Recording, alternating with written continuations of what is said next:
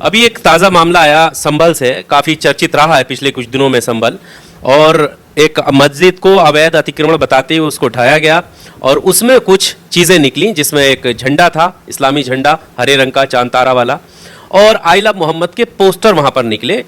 Police ने उसे जांच के लिए भेजा है और उसको आपत्तिजनक बताया जा रहा है। क्या देखिए, ऐसा है, कुछ अधिकारी पूरे देश में अलग अलग प्रदेशों में ऐसे हैं, उसमें से कुछ यूपी में भी हैं, जो अभी से राज्यसभा और लोकसभा का टिकट और विधानसभा की तैयारी कर रहे हैं। अभी एक अधिकारी का मैंने देखा, वो राष्ट्र के नाम अपील जारी कर रहा है, पुलिस अधिकारी। अरे भाई, तू किस हैसियत से राष्ट्र के नाम अपील जारी कर रहा है? भाई तू कौन है? राष्ट्र तुझे कैसे संबोधित कर सकता है? तू एक डिस्ट्रिक्ट में है, तू राष्ट्रपति है देश का। तो मैं ये कह रहा हूँ कि वो हो गया है रीलबाजी का प्रॉब्लम, मीडिया लाइमलाइट में रहने का प्रॉब्लम। क्योंकि मीडिया लाइमलाइट में रहेंगे, कल को हो सकता है किसी नेता को पसंद आ जाए बड़े, तो क्या पता लोकसभा भेज दिए जाएं, इलेक्शन का टिकट मिल जाए, क्या पता विधानसभा भेज दिए जाएं, क्या पता राज्यसभा और एमएलसी का इनाम मिल जाए। तो सपना सजोए बैठे हैं कि नेता बनना है। तो अब नेता बनने के लिए वो एक, जैसे अंताक्षरी खेलते थे तो एक लाइन थी कि समय बिताने के लिए करना है कुछ काम। तो इनका प्रॉब्लम ये है कि लाइमलाइट में रहने के लिए करना है कुछ काम। तो ऐसे कई अधिकारी हैं जो हर वक्त रीलें बनाते हैं और रीलबाजी की वजह से उनका ध्यान उनके काम पे नहीं है, रीलबाजी पे है। वो अगर किसी से फ़ोन पे बात कर लेंगे तो उसका ऑडियो जारी कर देंगे, उसकी एक रील बन जाएगी। वो कहीं जाएंगे तो तड़कते भड़कते 2-4 उनकी रीलें आ जाएंगी, इधर से चल के आ रहे हैं, उधर से चल के आ रहे हैं। अगर यही करना है तो वर्दी उतार के भाई कुर्ता पजामा पहन लो हम लोगों की तरह, करो नेतागिरी, कौन रोक रहा है तुम्हें? पर इस रील के वजह से देखो मुकदमे भी हो रहे हैं, परेशानी भी हो रही है, और एक जो मीडिया ट्रायल है मुसलमानों के खिलाफ वो तो चल ही रहा है। एक अधिकारी थे जो सरोजनी नगर लखनऊ से अब विधायक हो गए और शायद मंत्री भी हैं। उनका जो फुटप्रिंट है वही फुटप्रिंट पे ये सारे अधिकारी हैं। वो शायद मंत्री बन गए और उनकी वजह से ये लोग सोचते हैं कि हम भी मंत्री बन जाएंगे।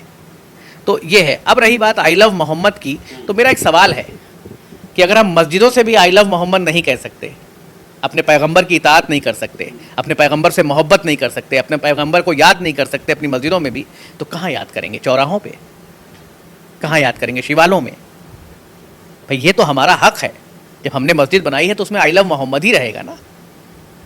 किसी मंदिर में तो आई लव मोहम्मद नहीं होगा, वो तो मस्जिद में ही होगा। उसका डेजिग्नेटेड प्लेस है मस्जिद, कि भाई हम अल्लाह को याद करेंगे तो मस्जिद में जाएंगे, हम रसूल को याद करेंगे तो मस्जिद में जाएंगे, हमारा रमज़ान होगा तो हम मस्जिद में जाएंगे तरावी पढ़ने, हमारी ईद होगी तो ईद उल अज़हा ईद उल फितर की नमाज़ पढ़ने मस्जिद में जाएंगे। तो हम अल्लाह की इताअत करेंगे, अल्लाह की बंदगी करेंगे, इबादत करेंगे, रसूल से मोहब्बत करेंगे, तो कहाँ जाएंगे?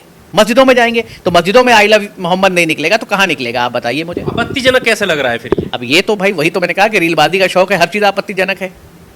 अब रही बात झंडे की, तो भाई इस्लामिक झंडे में तो मैंने हमेशा देखा चांद तारा है, हरा झंडा है। तो तमाम मस्जिदों पे जो है वो ईद मिलादुन्नबी के मौके पे, सिर्फ मस्जिदों पे क्या मुसलमानों के घरों पे भी लगाया जाता है, खुशी में लगाया जाता है कि रसूल की आमद हुई है, तो उसी में का एक झंडा है मुझे लगता है।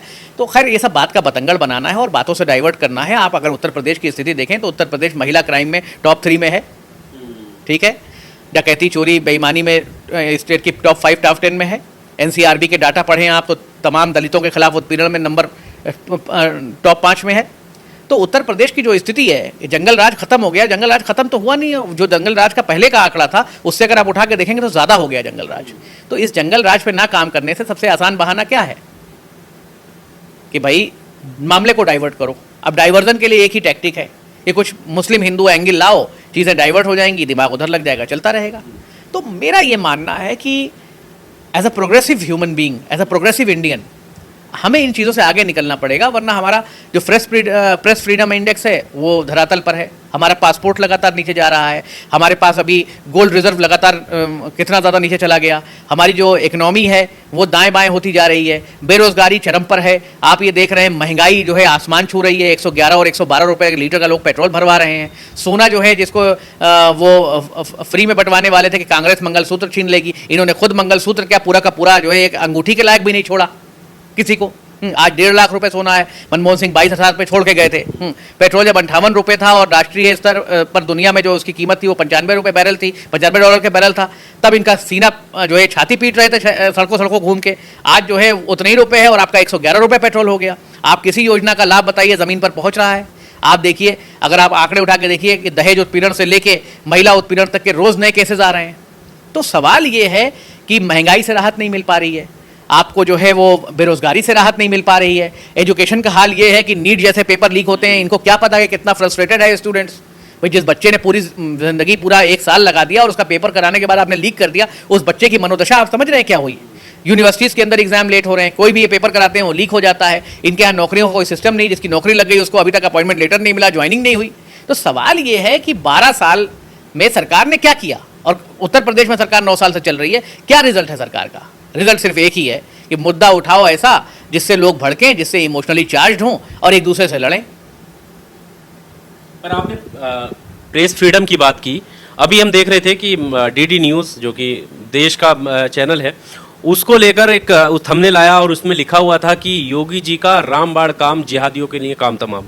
तो इस तरीके के जो थंबनेल है, इस तरीके की जो राइटिंग है फ्लैश कर रही है, वो तो डायरेक्ट पूरे मुसलमान कौम के लिए है। देखिए ऐसा है, 2 तरह की इनके पास बड़ी परेशानी है। एक तरफ किरण रिजिजू माला ले लेके हाजियों के पीछे दौड़ रहे हैं, वो भी रील आ रही है, वो भी बड़े रील बना रहे हैं रोज़। एक तरफ जो है दूरदर्शन ये बता रहा है, तो ये अपने मोटो के हिसाब से चलते हैं।